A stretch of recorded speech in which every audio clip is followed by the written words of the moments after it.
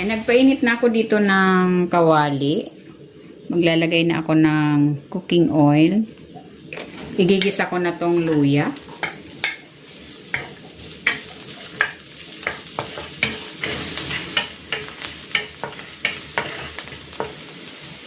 Igisa ko na rin dito itong bawang.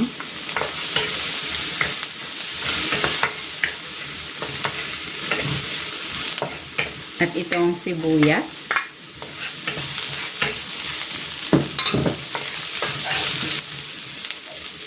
Lagay ko na rin tong tanglad.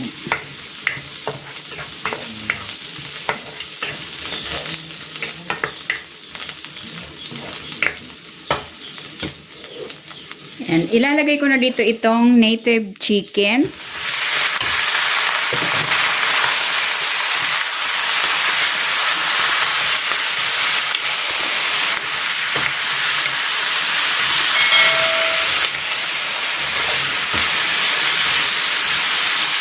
Timplahan ko ito ng asin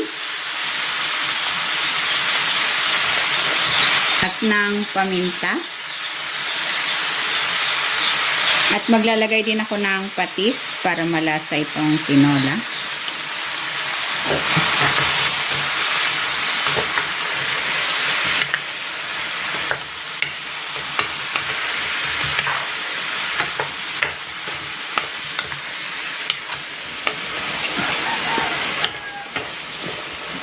And okay na yan, nasangkot siya na ng maigi yung chicken.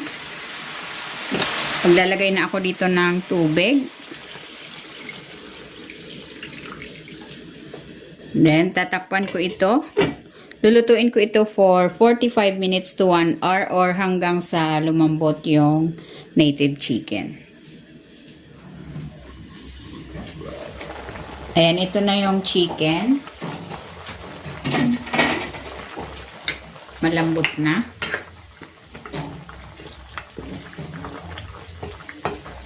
Nakapagdagdag pa ako dito ng 3 cups na tubig. Ilalagay ko na dito itong malunggay. Dahil walang papaya, malunggay na lang muna. And then, siling green.